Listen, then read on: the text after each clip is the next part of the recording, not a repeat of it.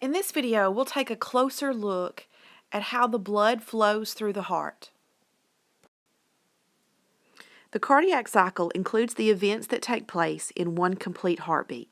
The right atrium will fill with blood from the superior vena cava and the inferior vena cava. At the exact same time, the left atrium is filling with blood from the left and right pulmonary veins. Then the atria will contract simultaneously. The bicuspid and the tricuspid valve will open at the same time, and blood will flow from the right atrium down into the right ventricle, from the left atrium down into the left ventricle. Then the valves will close simultaneously and the ventricles will contract. Blood from the right ventricle will leave through the pulmonary valve, enter the pulmonary trunk, and then now travel to the lungs through the pulmonary arteries. Blood from the left ventricle will leave through the aortic semilunar valve and travel through the aorta, where that blood will be delivered to all parts of the body. The ventricles will also contract simultaneously as the blood leaves the heart. The contraction phase is known as systole, and the relaxation phase is known as diastole. When the atria contract, it's called atrial systole, and when the ventricles contract, it's known as ventricular systole. Likewise, when the atria relax, it's known as atrial diastole, and when the ventricles relax, it's known as ventricular diastole. If the words systole and diastole are just used by themselves, it's assumed that we're talking about the ventricles, because the contraction of the ventricles is what will produce the most pressure as blood leaves the heart. The sounds that we hear when the heart beats are actually the sounds of the valves closing.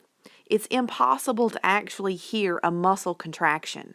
So you can't hear the atria contract and you cannot hear the ventricles contract. But you can hear the AV valves closing and the semilunar valves closing. The first lub that you hear is the sound of the AV valves closing, the tricuspid and the bicuspid valve closing. This means that the ventricles have already filled with blood and they are contracting, because this is at the time when the valves close. The second sound that you hear, the dub, is the sound of the semilunar valves closing. This occurs at the end of systole, after ventricular contraction, and this is the time when the ventricles are just beginning to relax, the beginning of the diastolic phase.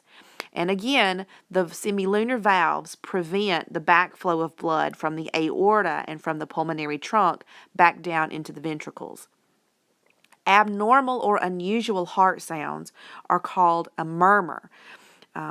And a heart murmur would sound something like a whirling or swishing sound in the middle or maybe at the end of a heartbeat. So when the heart beats, you hear lub-dub, lub-dub. With a heart murmur, you would hear lub-dub, lub-dub, or you could hear lub-dub, lub-dub. You would hear this whirling or swishing sound in the middle or at the end of the heartbeat. Now, heart murmurs are actually quite common, especially in children and the elderly, because when in children, the cardiac muscle is quite thin, and then in the elderly, with age, the cardiac muscle returns to that thinness. If a person suffers from a heart murmur and they do not fit either of these categories, meaning they're not a child and they're not elderly, then it's possible it could indicate a valve problem and you're getting a little bit of backflow from the blood in the ventricles back up into the atria. Usually, as long as a person is not symptomatic, meaning they're not experiencing any problems with the heart murmur, they can live full, normal lives with no complications. However, if someone starts experiencing symptoms like quick fatigue or shortness of breath or fainting spells, then it's possible that the valve impairment could be quite serious and a valve replacement or surgery may need to be done to correct the problem. Now, the pathway of blood flow through the heart and through the body can be divided into two pathways. The first pathway is known as the pulmonary circulatory pathway, or the pulmonary circulation. Pulmonary, again, refers to the lungs. So this is going to involve the trip to the lungs and back again. So we'll begin with the right ventricle. Blood from the right ventricle will travel through that pulmonary valve, through the pulmonary trunk, and then split into the right and left pulmonary arteries. The pulmonary arteries will take the blood to the lungs, and in the lungs, you'll notice that we're getting a color change from blue to red. This means the blood is becoming oxygenated. From the lungs, we're going to return back to the heart, now entering the left atrium.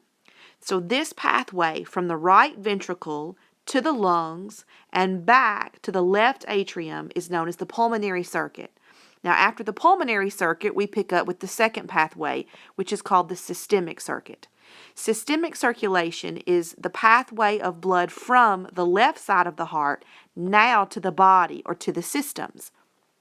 So we pick up with the oxygenated blood now in the left atrium, moving down through the bicuspid valve into the left ventricle and now out through the aorta.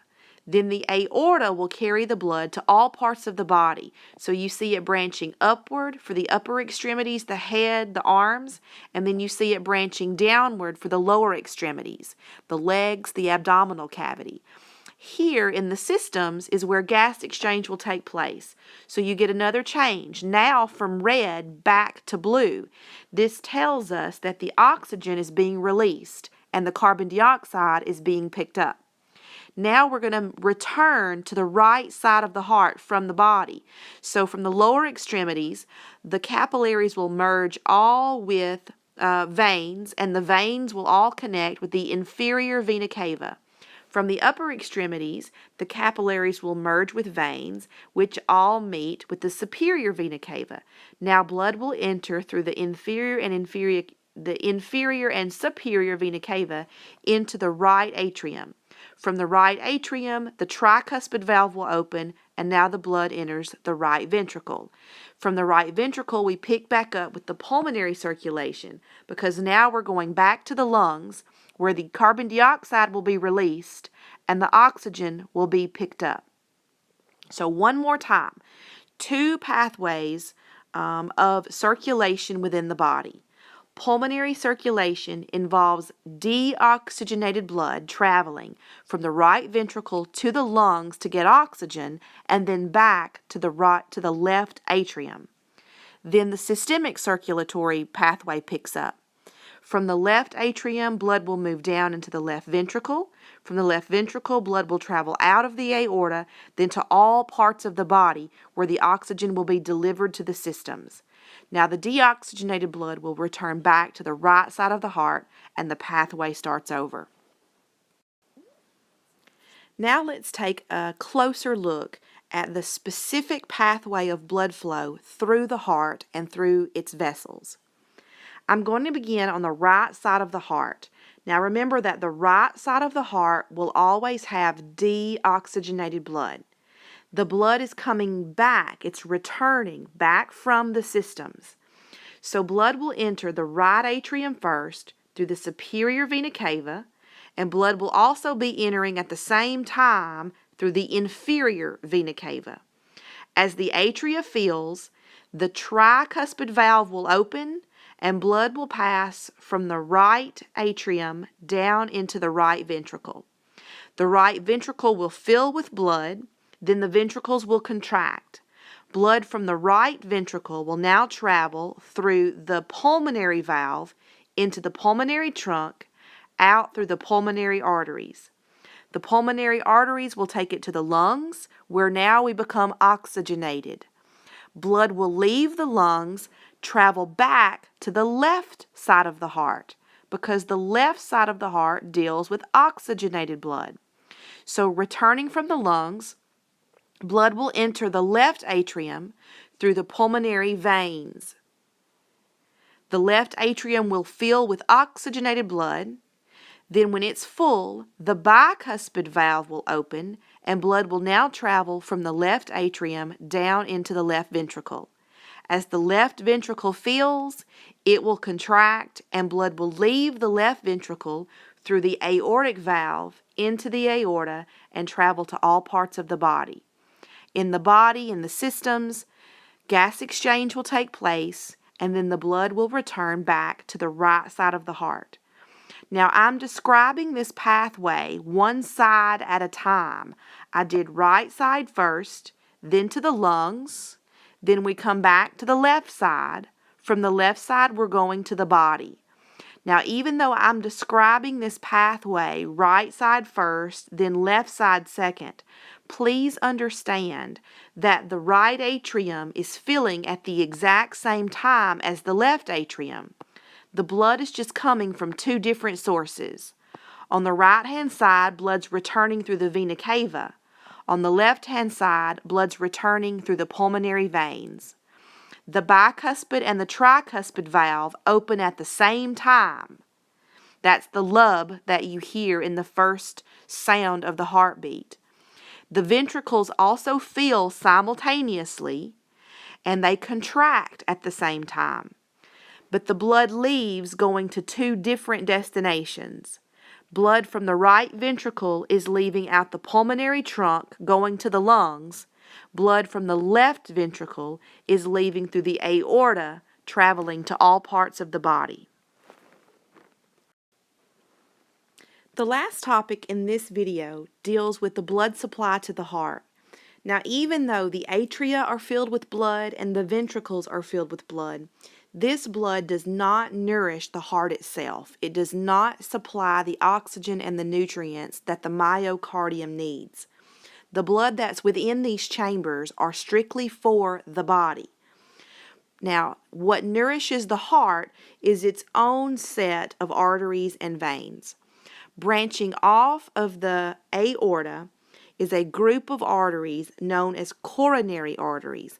Now, in this diagram, the coronary arteries are not shown very clearly, but on this view here, the anterior side, you can see on the surface of the heart are some red arteries and some blue veins. They're running right side by side with one another.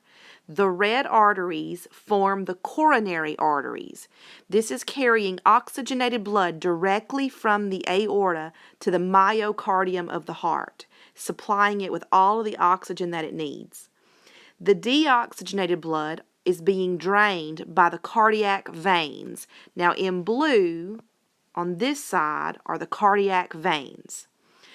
The cardiac veins all merge to a larger vein here on the posterior side of the heart, known as the coronary sinus. So here in this picture, you can actually see a cardiac vein labeled, and if you follow it, it empties into this wide area right here called the coronary sinus. The coronary sinus opens directly into the right atrium. So the blood from the heart itself is being dumped into the right atrium, right along with the deoxygenated blood coming from the inferior and the superior vena cava.